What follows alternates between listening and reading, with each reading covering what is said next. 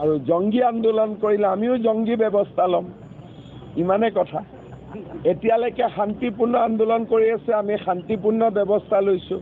তেওঁলোকে জংগী কৰিলে আমিও জংগী কৰিম। চুপাকুলতাত কানেতার নাপং কুম্পা চুগে চুপা অসমচক মুখ্যমন্ত্রী হিমন্ত বিশ্ব শর্মা লুদু যে বলো মুসলিম সংগঠন করে অঙ্গারামা মলুং নিরাপত্তাভাবে মদুং আইদা অদক্ষ যদি নিরাপত্তাভাবে মমাম বলো লুদু যে জঙ্গি আন্দোলন মমুল মলুগম জঙ্গি আন্দোলন ময় এমনা মুখ্যমন্ত্রী বলুম বাবকি বিদু যে অদক্ষ 9 তারিখ 8 তারিখ লঙদ উচ্ছেদ 9 তারিখ দক্ষ বলো আইয়পা হাম্বানিকা টানিয়ে গা দু যে বলো आगरम गेरबम दान दूजे लमदान कुइक पे सरकार से आगरम गेरबम दूजे उच्चेन नाम तानी दे आबायादा दुंको दाक्को कामम ना काप दूजे अदक्क सुपा हिमন্ত বিশ্ব শৰ্মাংকে লুনামকো অককম দাং আইয় সম্পূৰ্ণভাৱে তাত কাংকলাই 90% মানুহে সহযোগিতা কৰিছে, কাৰণ সেই অঞ্চলটোত এই উচ্ছেদৰ পিছত তাত যদি আমি উদ্যোগীকৰণ কৰিব পাৰোঁ, সমগ্ৰ বিলাসীৰ পৰা চাপৰ অঞ্চলৰ ৰাইজ উপকৃত হ'ব।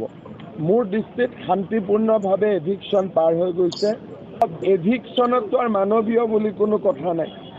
নটিচ দিয়া হয়, নটিচ দিয়াৰ পিছত যদি কোনোবা আঁতৰি নাযায়, সেইটোতো মেচিন দিয়ে ভাঙিব। আৰু জংগী আন্দোলন কৰিলে আমিও জংগী ব্যৱস্থা ল'ম। যাৰ কাৰণে মুখ্যমন্ত্ৰী ডক্টৰ হিমন্ত বিশ্ব শৰ্মা ডাঙৰীয়াই প্ৰচেষ্টা চলাইছিলে যে আমি যেতিয়ালৈ আমি উদ্যোগীকৰণ নকৰোঁ তেতিয়ালৈ আমি অসমখন বিকাশ কৰিব নোৱাৰিম। অসমখনত অকল highway, overbridge, medical college, engineering কৰি পেলাই আমি অসমখন আমি বিকশিত কৰিব নোৱাৰিম। উদ্যোগীকৰণ কৰিব লাগিলে হাজাৰ হাজাৰ বিঘা মাটি লাগিব। মাটি দিব লাগিলে যিসমূহ আমাৰ গ্ৰেজিং লেণ্ড আছে সেইবোৰ আমি মাটি দিব নোৱাৰে as per the supreme court ভাৰ্ডিক্ট।